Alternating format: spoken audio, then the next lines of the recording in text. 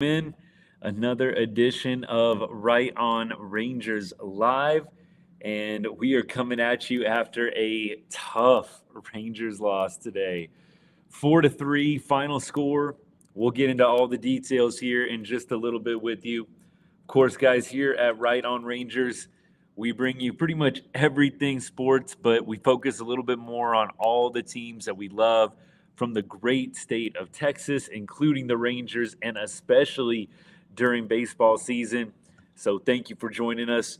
We'll go through the key moments in the game. We'll give you some commentary, do a little box score review, and we will talk through some of the big questions looming as the Rangers drop this series to the Mariners.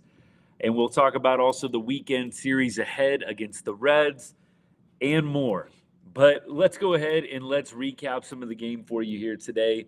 So, Rangers in this one obviously start off in a 2-run hole once again. The Rangers, of course, on Tuesday night started out in a similar fashion. Actually, the game on Tuesday and the game today kind of eerily similar, right? So on Tuesday night, Dane Dunning gives up two-run homers. Rangers lose 4-0. In the game today, the Rangers give up two-run homers. Of course, Andrew Heaney, I felt like after really getting a chance to rewatch everything, kind of tough with some of these day games to catch every single pitch. But as I rewatched the Andrew Heaney innings, I actually thought Andrew Heaney pitched pretty well in this game. He didn't walk anybody, and I thought that was a huge, huge thing for Andrew Heaney. Not walking anybody is not something you feel like you get a lot from Andrew Heaney starts. But for him to go no walks, 5 hits, 6 innings strong, this was probably Andrew Heaney's best start of the season. Now, I know the 2 home runs don't look good. I believe the first one was on a 2-0 pitch, so you're getting a little bit behind in the count. Fastball kind of leaks over the plate a little bit, and France deposits it oppo into the right field bleachers. That's a tough one.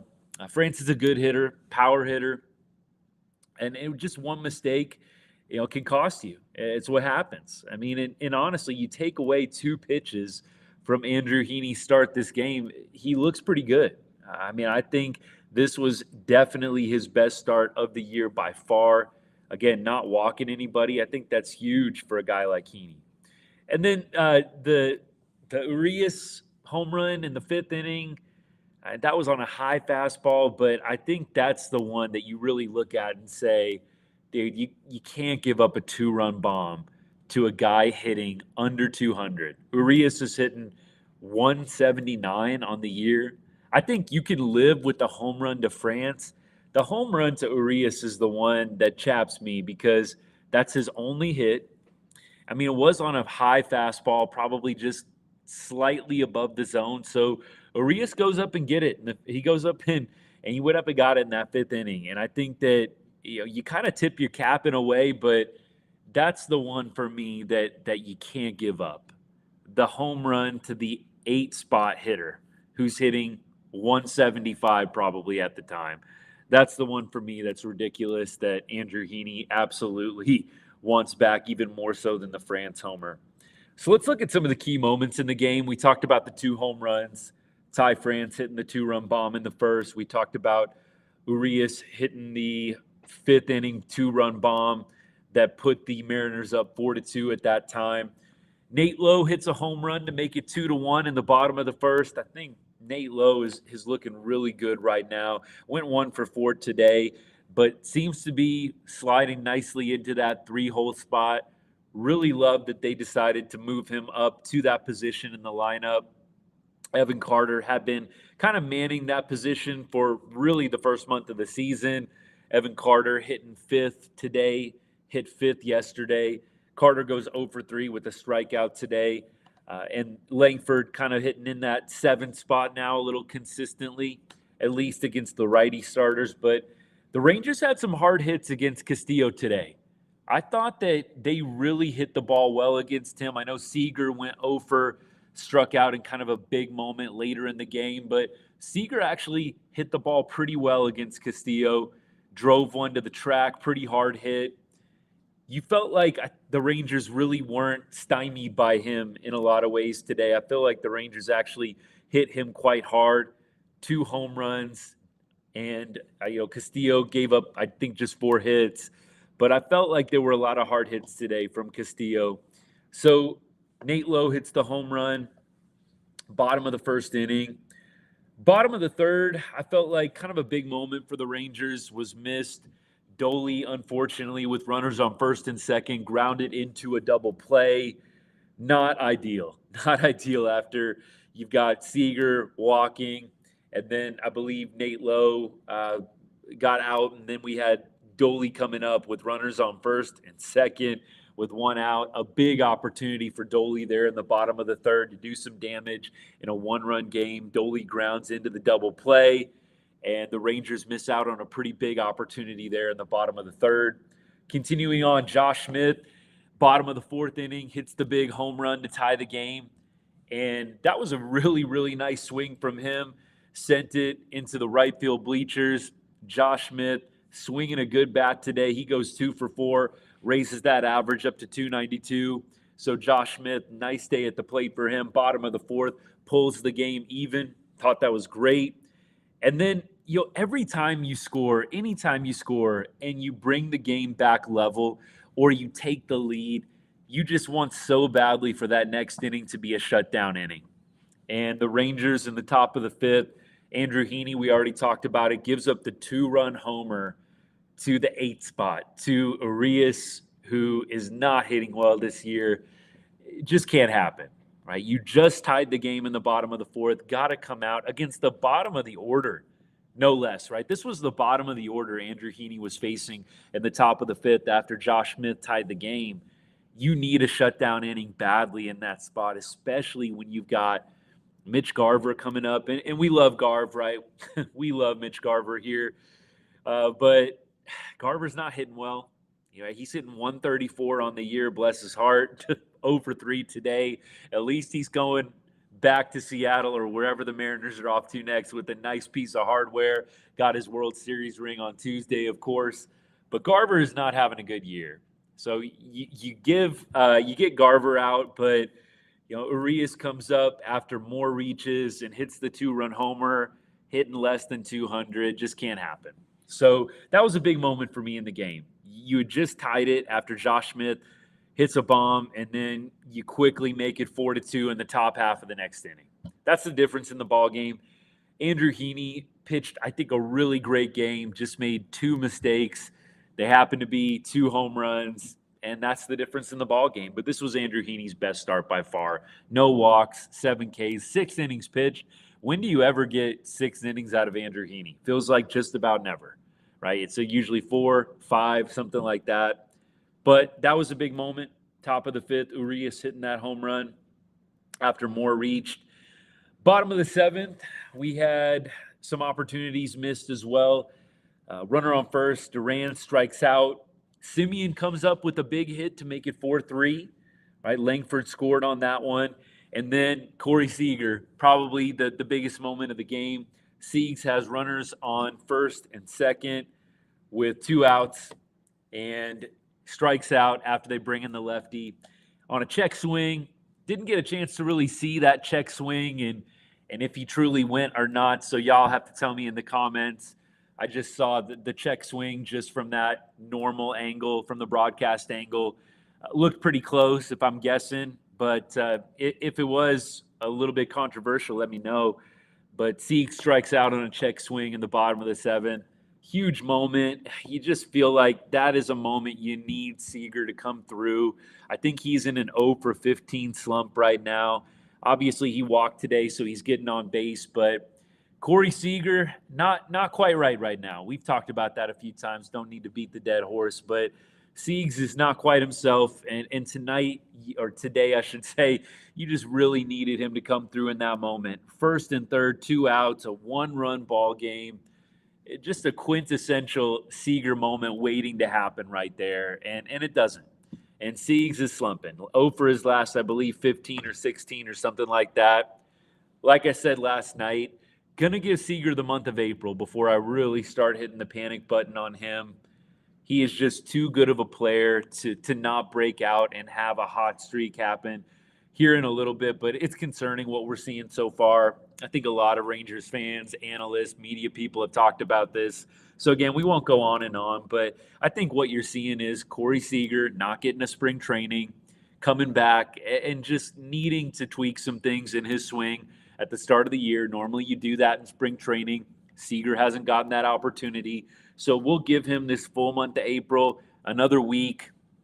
If he's not hitting well by next weekend, not this coming weekend, but the weekend after, I'll start being a lot more worried about Siegs. But we'll have to see. Reds are coming to town this weekend. I was actually kind of surprised to see Seager playing today. I thought for sure he was getting an off day after getting hit last night late in the game. So impressive to me that Seager actually started today. I thought for sure hook, line, sinker, that dude was going to be on the bench. But he played today and DH'd. So nice to get him a little bit of break in that way. But it was nice to see him tough it out and play today. He did give a couple of baseballs a pretty good ride, even though he had no hits to show for it. But that bottom of the seventh inning, big moment for Siegs that he missed out on, unfortunately. Would have been nice to tie the game there, maybe even get a double in the gap, potentially win the game there, have the bullpen come in and slam the door. But bottom of the seventh, probably the biggest moment there in the game. And then not much happened in the eighth and ninth. Rangers went pretty quietly. So let's do some box score review, shall we? We've already gone through a few guys. Evan Carter goes 0 for 3. Wenzel comes in and gets the big first major league hit, I believe, in the bottom of the eighth inning. So congratulations to him. He was on the struggle bus, guys, to start his career. I believe now that he has that first hit, his average is up to 0.83. So that should tell you something. But great line drive into left field. Nice to see Wenzel get his first hit as he came on to pinch hit for Evan Carter, who was 0 for on the day. We talked about Josh Smith. He had a great day up the plate. Langford goes 0 for 3 with a walk and a run scored. Duran, not a great day for him. Goes 0 for 3 with 2 Ks. Averages down to 209 on the year. Duran's having a tough year. Tough year for him so far. But, they don't have a lot of options right now at third base, beyond Josh Smith, of course. But when you need to give Seager an off day at shortstop, this is kind of what it's going to be. So hopefully we get Siegs playing and Josh Smith playing third base. I'm not a big fan of giving Duran a lot of at-bats right now, but it's kind of what the Rangers have to do at this point. Kisner got the start today. I was a little surprised. I said last night it wouldn't shock me if Jonah Heim ended up not catching today, but the Rangers are just a little notorious for doing this. Like, Jonah Heim had 2 hits last night, and he gets another hit after he comes on to pinch hit for Kisner later on in the game. But I just don't understand why the Rangers, and maybe it's just like a scheduled out thing and just kind of a rigid, regimen with, no, we're giving the guys off days on this day. But I just don't understand why the Rangers bench guys the day after a multi-hit game. Unless you are just really tired or ailing. Jonah Heim had 2 hits yesterday. Let that dude hit. He just missed 2 games. I'm not getting on Jonah Heim by any means. Of course, the reason why he missed 2 games this weekend, very tragic, sad reason. But Jonah Heim's fresh. He got 2 days off. No reason to give Jonah Heim an off day. Maybe give him an off day like on Sunday, right? The last game against the Reds. But this is a divisional opponent. I'm not a big fan of giving guys off days against divisional opponents, especially when you've got an interleague matchup coming up where I think there's a pretty obvious Sunday off day that you could be giving instead. So Jonah Heim not coming in till late today, not getting the start, giving it to Kisner. I do think Kisner had a home run off of Castillo, if I'm not mistaken. So maybe that's what the Rangers were thinking. But Heim coming off 2 hits in yesterday's game, give Jonah Heim the start and let the hot bat continue to play. So I was a little disappointed to see the Rangers bench Heim today against a big-time divisional opponent when you could have won the series today. Not super ideal, especially when you got Seager toughing it out and Heim coming off 2 off days. going on the bereavement list over the weekend. Would have loved to see Jonah Heim actually start today, coming off a multi-hit game. Now, the bright spot, once again, has probably got to be the bullpen. The bullpen goes 3 innings, no runs, once again. I mean, this is 3 games in a row the bullpen's given up no runs. So the bullpen is majorly impressing me right now. Was good to see Spores come back. Spores goes 1 inning, no strikeouts, but pitches a solid inning to close out the top of the 9th. Cole Winn, and it continues his scoreless streak. That dude has not given up a run yet. He goes 2 innings with 4 Ks. Cole Winn, probably the most impressive Ranger pitcher today. Andrew Heaney, I think, had a great game, made 2 mistakes, 2 mistake pitches, and that's the difference in the ball game. But Andrew Heaney, no walks, 7 Ks, pitched great. But Cole Winn, 2 innings pitched, 4 strikeouts, and Cole Winn was pitching in a tight game. I mean, it was a 2-run game at that point. It's not like Cole Winn is coming in and mop-up duty. So Cole Winn, in a pressure situation, in my opinion, does a great job giving the Rangers 2 scoreless, and he strikes out 4 along the way. Rangers got to be loving what they are seeing from Cole Winn so far. So bullpen, 3rd day in a row, no runs. It is so great to see that after what feels like years of just shakiness and just total chaos in the bullpen at times. To see the bullpen doing this well this early, hope it can continue. And today you don't even have the top arms throwing. Yates doesn't throw, Robertson doesn't throw. So it's great to see some of the non-frontline guys doing a great job. So with that, let me take a look at some of the comments. By the way, I know I've got a few kind of all over the place, but what's up to the people watching on Instagram today and on YouTube as well? Thanks for tuning in, guys. Appreciate the support. Thanks for liking, sharing, subscribing, all that good stuff. It's fun talking Rangers baseball with y'all. I think it's best we probably take a look around the AL West today. So I think the saving grace for today's game, Rangers dropping the 3rd game of their series against the Mariners. Astros lose. Astros lose today, 3-1. I believe Verlander was on the mound today. So Astros, I think, get swept by the Cubs, and they don't gain any ground on the Rangers. They drop to 7-19. So, hey, Rangers lose, but at least the Astros make everybody's day a little bit better by getting swept by the Cubs. And then around the rest of the league, doesn't look like there's any action beyond the A's, who are currently beating the Yankees 3-1 in the top of the 3rd inning. So a couple of the other teams have a day off. Looks like the Angels are off today. Everybody else in play. So we'll see what ends up happening there with that Athletics game. But if we look at the AL West standings, which I think are updated now, we've got Mariners taking a half-game lead on the Rangers. And then we've got the Angels down 3 games still. A's are down 4 games. Astros 6.5 games back. So Rangers right in the thick of things. This is a tough stretch of games for them. Not hitting the panic button by any means. Sucks to lose this series to the Mariners, a home series. Rangers match up, I think, pretty well against the Mariners. I definitely don't feel like there's some huge competitive advantage there. Rangers don't quite have all the healthy pitching. Mariners, I think at this point, do have a better pitching staff than we do. But when everybody gets back healthy, it's a different story.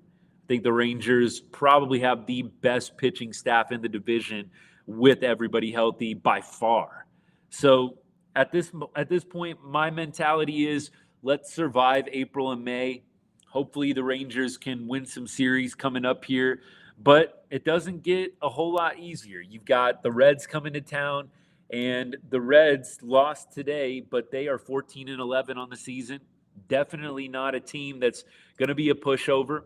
So the Reds, by the way, they are going to be, for tomorrow's game, throwing Ashcraft, who is 3-1 with a 5.24 ERA. So he's gotten some run support. Winning 3 games with a 5.24 ERA, that tells me the Reds have been giving him some support on the bump. Evo goes tomorrow. So that should be a good opportunity for the Rangers to get back on track with your ace throwing. Doesn't look like the Reds have a whole lot of at-bats against Evo.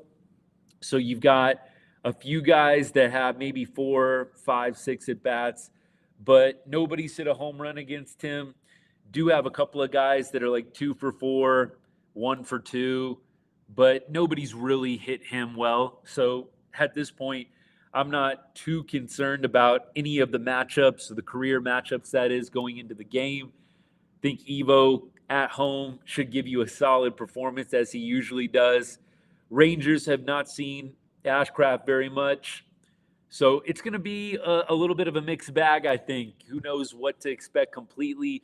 But Ashcraft with that 5.24 ERA, hopefully the Rangers can hit him hard and give Evo some run support.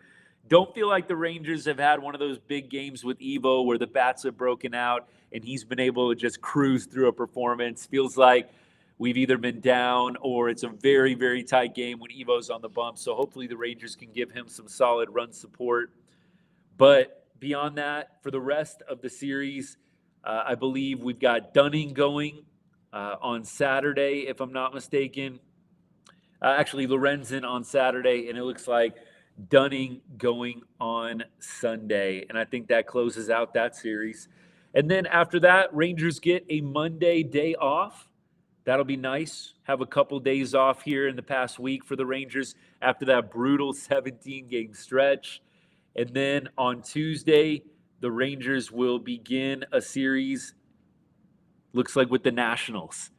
So Rangers are doing a little bit of interleague play here back to back. So we've got Reds this weekend, Monday off, and then the Nationals come to town. So a nice long homestand here for the Rangers. Hopefully they can take advantage. That sure would be nice. But that is about all that's going on around the league, AL West, and for the Rangers moving forward. Tomorrow evening start.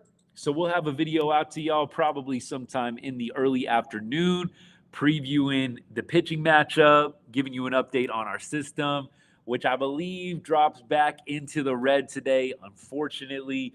But tomorrow's a new day. Hopefully we can get back in the black. Our system betting 1 cent on every Facebook follower on Texas Rangers money line. Texas Rangers to win, basically. Just a fun bet we're doing this year on the Rangers. It's been great. I've loved doing it so far. The profits are coming. The Rangers going to hit that 7 or 8 game win streak eventually. I believe it. So tomorrow, hopefully, Rangers can flush this series out of their system, come back with a win, Evo on the bump. It's going to be fun. Reds coming to town, interleague play. I always love. Just fun seeing the Rangers play new teams. We all get to see them play the A's and the Angels and all those AL West teams all the time. So it's kind of fun when there's a new team coming to town. I love it.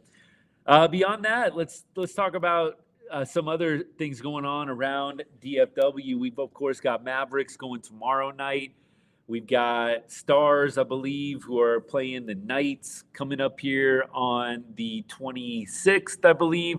Maybe they play on Saturday. I'm not for sure on that one. So there's a lot going on in the sports world in DFW this weekend. Should be a lot of fun. But we'll be back tomorrow post-game, most likely. And we'll try to come at you maybe at the end of some of those ball games, finish out like the 8th or the 9th inning with you, as we usually like to do on the weekends. That's always fun, kicking back, watching the rest of the Rangers games with y'all. So, hey, appreciate y'all tuning in very, very much. Again, share this with the Rangers fan, somebody that's not following the page.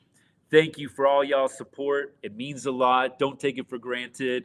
And we will be back at y'all tomorrow. And as we always say here at Right On Rangers, God bless and go Rangers. Hope y'all have a good rest of the night and a good weekend ahead if I don't see y'all. Bye now.